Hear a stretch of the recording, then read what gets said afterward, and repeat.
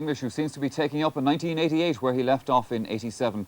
One man who I think would be particularly interested in that display by Nicholas English is Aidan Fogarty of Offaly, the man who has the job of marking him tomorrow, and he joins us in the studio right now. Aidan, you're very welcome. You were very impressed, I'm sure, with Nicholas English there. Yeah, I think Nicholas English played very well against Waterford. His score of 2-11 would have beaten Waterford. I think Waterford scored 1-8. But after saying that, though, Nicholas English got a very good supply of ball from the Tipperary midfield, half-back line and the half-forward line, and himself and Pat Fox fed on that, and they scored very, very good scores. He is probably the best hurler in the country at the moment. Does that make you particularly anxious going into tomorrow's match?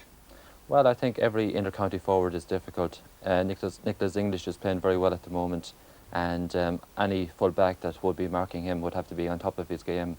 And let's say tomorrow I'm going out to do my job and try and keep Nicholas English scoreless.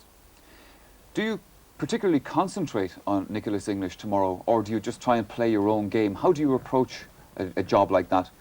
Every game I go out, and if I'm marking the full forward, I have to just concentrate on him. The cornerbacks will look after their men, and the half-backs will look after the half-forwards. So my job tomorrow is to go out and look after the full forward, and that's Nicholas English now tomorrow. Well, Aidan, Offaly are back in the league final, their first league final. We're back in the big time again, if you like. The last 2 years haven't gone particularly well for Offaly. Well, we've been beaten in the last 2 Leinster finals, but after 81 we're beaten in a couple of Leinster finals as well, and we came back in 84 and 85. And after that, the last 2 years we've been beaten again, but we're looking promising at the moment, and things are going according to plan. You seem to have some nice new hurlers coming along as well.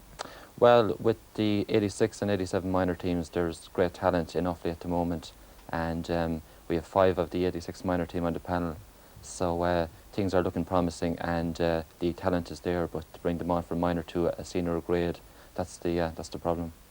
Well, how hopeful would you be of winning tomorrow's match? Offaly are going up to Croke Park to win tomorrow. I think Tipperary are probably going up with the same attitude.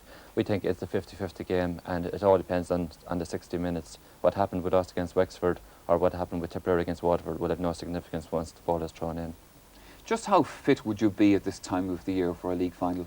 We're all very fit at the moment. Probably not as fit as we hope to be later on in the year for the championship, but we have been training now since the middle of February, and we've been doing one night a week, and every weekend there's been a game or training, so we're I suppose 90% fit.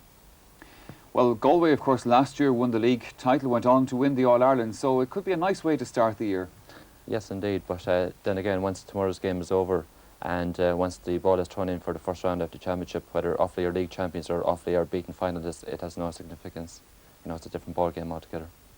Well, Aidan, we look forward to tomorrow's match with great relish indeed. Thank you very much for joining us this afternoon. Well, now, though, let's look at Offaly's semi-final against Wexford. Well, games, of course, between these two Leinster rivals are always close, and this one was no exception.